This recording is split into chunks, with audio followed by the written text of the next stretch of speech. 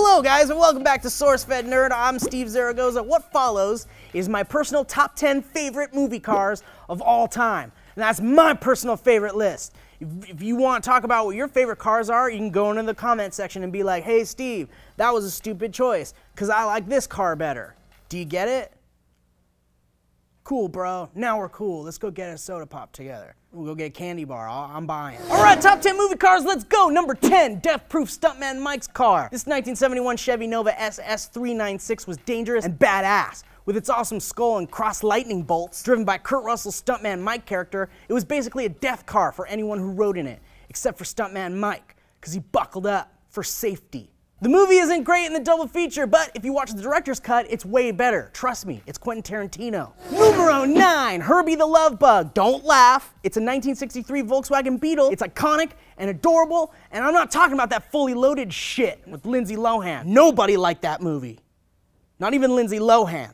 Lindsay Lohan doesn't like much, and her opinion doesn't matter here. Unless she wants to come to Table Talk, because that'd be cool.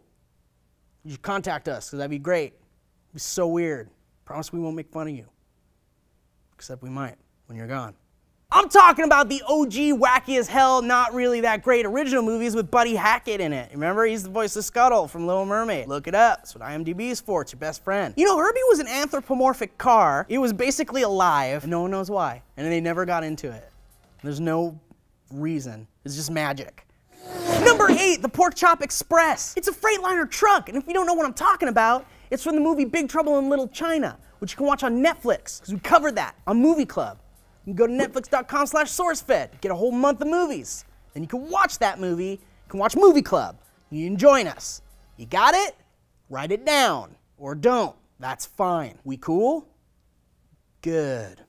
Pork Chop Express is basically Jack Burton's horse. It's a focal point of the story. It's not really a horse, it's a truck, but it's like in the westerns, where it's like your trusty steed. That's what the Pork Chop Express was. It drove the adventure and the action in the movie. It was important, darn it. Number 7, the classic, 1973 Oldsmobile Delta 88. It's called the classic because this car appears in almost every single Sam Raimi movie ever, including Oz the Great and Powerful. Don't believe me? Look it up. It first appeared in Raimi's The Evil Dead in 1981, and it's just one of those things. It's like a director's staple. And why not? It's cool. JJ's got Slusho. Spielberg's got like the Spielberg shot. Raimi's got that piece of shit car. And number 6, because some of you car people are like, when's a cool car gonna show up on this list? Well, here it is. It's Goldfinger's 1963 Aston Martin DB5. It's a goddamn beautiful car. And it stuck around the Bond universe for a while, appearing in other Bond flicks, and just so happens to be the most famous of all of the James Bond cars ever. You wanna argue? Okay. But seriously, it's a really cool car, and I'll take it if you wanna give it to me. Number 5, the Bluesmobile from the Blues Brothers. It's a 1974 Dodge Monaco, and the car was protected by the power of God and driven by Jake and Elwood Blues. It survived incredibly impossible feats and was chased by Nazis and police cars. And is actually part of some of the most insane and intense movie stunts ever seen in any movie ever, and it drives through a mall, which is awesome. Just imagine driving through a mall for a second. You're done. Number 4, the Electric Mayhem Bus. It's the official tour bus for the Electric Mayhem Band from the Muppets. I'm talking Dr. Teeth. I'm talking Floyd Pepper. I'm talking Zoot and Janice and the drummer, Animal, aka Dave Grohl, aka the only Muppet on crack cocaine. The Electric Mayhem Bus appeared in many, many Muppet movies and other projects since first appearing in 1979 in the Muppet movie. It's a mad, messy-ass scrap and junk pile, but I love the damn thing. Can you picture that? Can you picture that?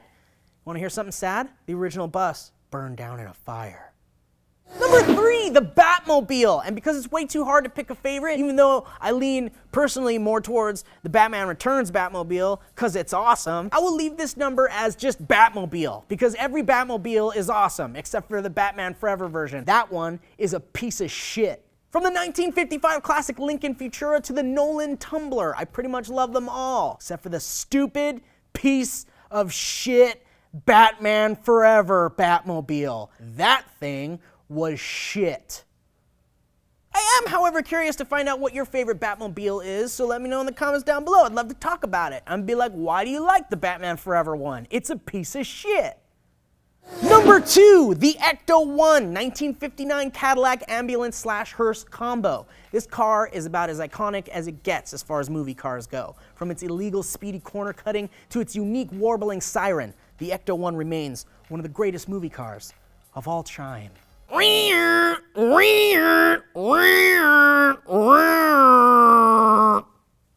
And finally, the number 1 greatest movie car in my opinion, the 1981 DMC, DeLorean Time Machine. Not the most practical vehicle to make a time machine out of, but the way Doc Brown sees it, if you're gonna make a time machine, why not do it with some style? And from a car that was made by a man who was high in cocaine.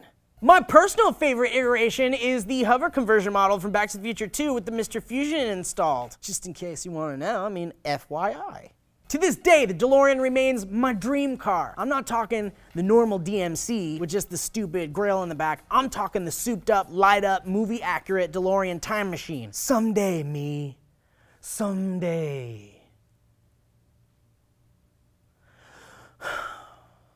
So that is it for my top 10 greatest movie cars of all time. It was a very nerdy list. However, I'm a nerd, so I grant you, there was a list of nerdy cars. If you want like cool sports cars, you could go to like, I don't know, Not a Nerd channel. Let us know in the comments down below which cars you enjoy from movies, and you know, whether it's the Fast and the Furious stuff or not, that's really up to you. Actually, I have some cars to add to the honorable mention list, like, I don't know, Chitty Chitty Bang Bang, even though that car wasn't great or practical, although it did become a boat at one point and also flew very unrealistically, if I might add, and basically through the power of magic as well. There's no real reason why it does.